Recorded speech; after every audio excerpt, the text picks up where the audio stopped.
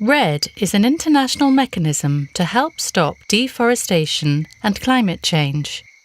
It stands for reducing emissions from deforestation and forest degradation in developing countries. Why do we need REDD? Because destroying tropical forests releases about as much carbon dioxide as the entire global transport sector.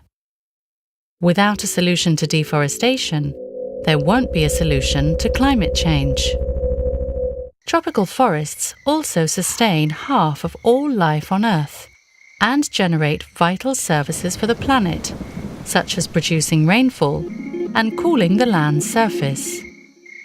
And over 1 billion of the world's poorest people also depend on these forests for their survival. How will REDD work? As well as reducing their own carbon dioxide emissions, under REDD, industrialized countries will pay developing nations to keep their forests standing. Until now, forests have only had economic value when cut for wood or cleared for agricultural land. An area of tropical forest the size of a football pitch is destroyed every 4 seconds.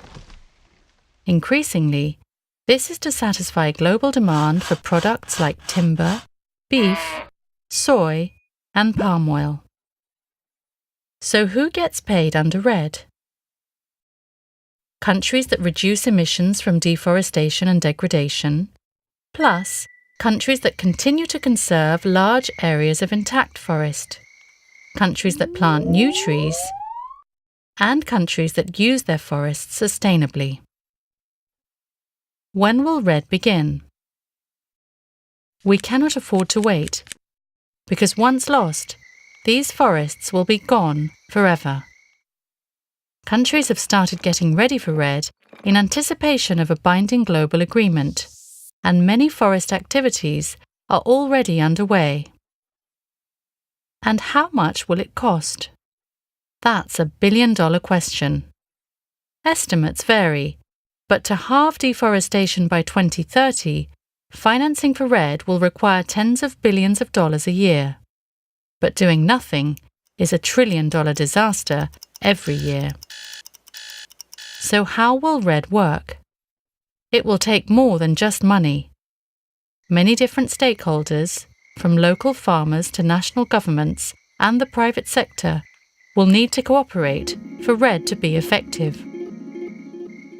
REDD will only work if the needs and rights of Indigenous people and local communities are respected.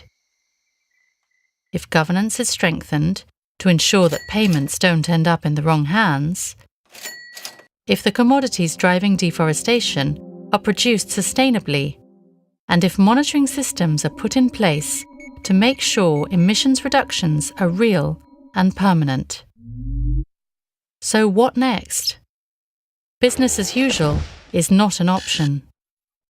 Forest destruction is accelerating climate change and damaging the Earth's natural capital and life support system. REDD may be the last, best chance to save tropical forests. But to get REDD right, we need to get ready for REDD now.